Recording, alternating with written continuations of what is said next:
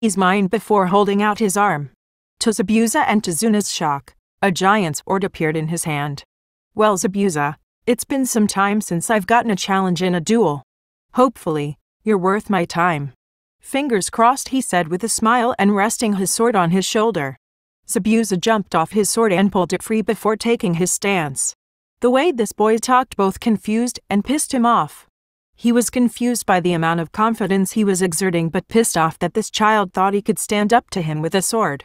Don't say I never gave you a choice, said Zabuza before dashing at him, poised to strike, but his attack was cut off by Naruto's giant sword, which blocked his own with ease. Chuckling, Naruto pushed back before twisting the sword position in his hand to bring it down on Zabuza.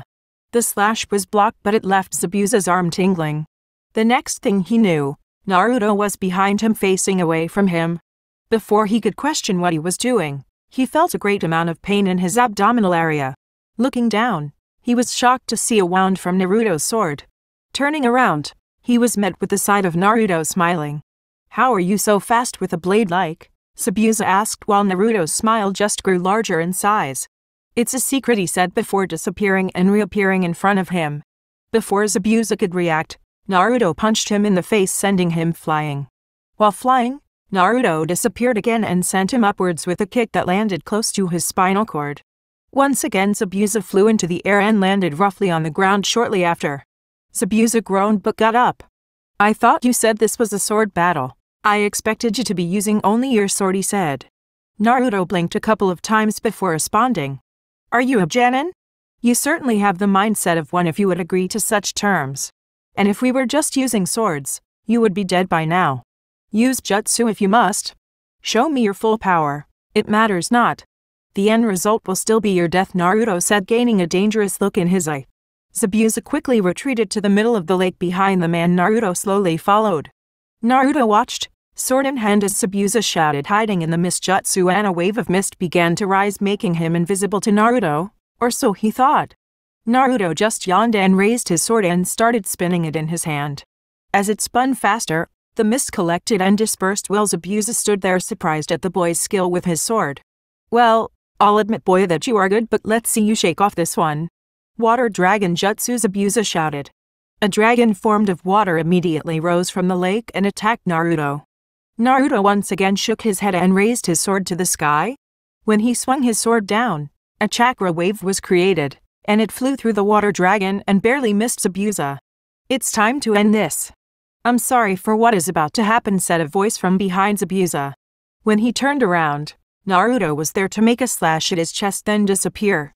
The next slash came along his right arm, then his left shoulder, then the back of both of his thighs, and finally across his back.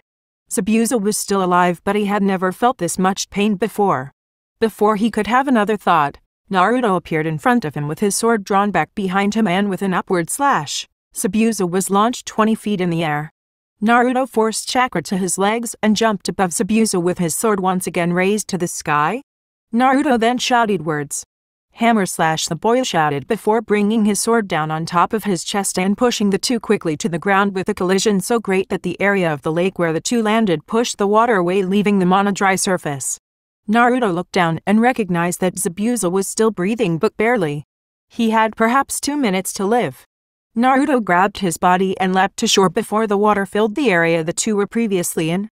As Naruto set the demon of the mist down, he had to move his head as a girl with black hair came flying out of the forest with an enraged look on her face and throwing senbon at him. "You son of a bitch! How could you?" the girl shouted with tears running down her face. "Haku," said the weak voice of Zabuza as loudly as he could. Haku immediately stopped her attack and rushed over to Zabuza's side. "Master, I'm sorry. This is my fault. I failed you," she said, leaking tears. Zabuza looked at her and shook his head slightly. "No, Haku, I failed you. I made you feel like you were just a tool to me when really you were so much more. Listen, because I don't have long. I want you to go with this boy and his team. You'll be safe as long as you stay with them. I love you, daughter," he finished, and like that, the demon of the mist was no more. "I love you too, father," Haku silently said, still holding on to Zabuza's dead body. Naruto observed the scene with mixed feelings. On one hand, he wasn't sure that he should take this Haku with him as she could pose a problem, but on the other hand, looking at them had reminded him of his last moments with Sira. He sighed. She didn't seem like a threat to him, so he supposed that he could abide by Zabuza's last wishes from one swordsman to another. Naruto walked forward. "We can give him a water burial here and then you may join us if you wish," Naruto said to the still devastated Haku. She simply nodded in response. Naruto walked back to where his teammates and Tazuna were. Sasuke and Yakumo came up to him. "Are you alright?" Naruto asked Yakumo with concern, which made Naruto give a small smile. "Yes, Yakumo, I'm alright. Also, we are going to be having a new member tag along," Naruto said, getting confused looks from his team. "What happened over there, and also how did you jump that high?" asked Sasuke. Naruto looked at the trees. Zabuza's final moments were what happened over there. As for the jump, it's a secret, he said with a smile of amusement. Sasuke was irritated at the fact that Naruto wouldn't tell him how to perform something that looked so cool, but just shrugged. After the water burial and everyone getting to know each other, even though Haku was still hurting immensely, the group of Naruto, Yakumo, Sasuke, Haku, and Tazuna took off. Only 20 minutes of walking and the group had finally arrived at the village. It was a pitiful sight. The mood was gloomy, the people looked hopeless, there were people on the streets begging for food. Tazuna shook his head. "This is the result of Gato," he simply said before walking to a house sitting on a pier. The group followed Tazuna and entered the house with him. "Tsunami, Inari, I'm home," Tazuna shouted, and seconds later a black-haired woman came running and hugged Tazuna. "I thought you had died, Dad," she said with a few tears leaking. Tazuna hugged back. "I would have if not for these remarkable ninja," he said. Naruto and Haku stood indifferent. Yakumo was rubbing her arm and blushing from embarrassment, and Sasuke was standing tall and proud. Naruto and Yakumo both didn't want to break Sasuke down like they had at the village gates by reminding him that he hadn't really done anything along the way here. Tsunami looked at the ninja and walked up to them. "Thank you for protecting my father. He and my son are all I have left and the entirety of Wave Country is relying on him," Tsunami said. Naruto gave a small smile. "Hey, it's no problem and we're happy to help. Is there anywhere we can rest? We're pretty worn out," he asked, which got questioning looks from Sasuke and Yakumo since they had never seen him tired. Tsunami pointed upstairs and told the group that there were 2 rooms that they could use. After thanking her for the hospitality, the group made their way upstairs. Once they arrived upstairs, Naruto turned to Haku, who had been silent. "I know that you probably hate me for taking away your father, but if you do anything to threaten the lives of my team, I will kill you," he said coldly while his team said nothing. Haku nodded. "My father told me to go with you.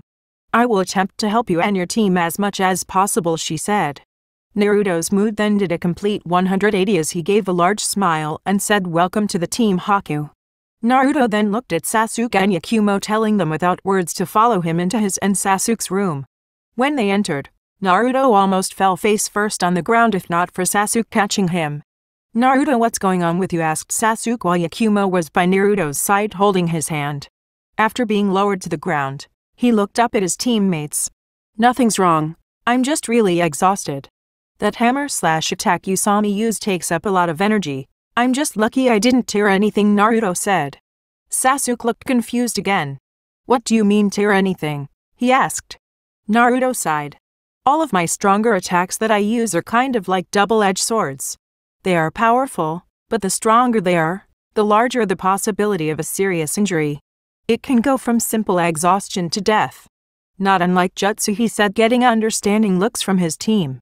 "Well, we need to be up early tomorrow, so Yakumo, you go get some sleep," he said. Yakumo stared at him worriedly for a minute before nodding and leaving.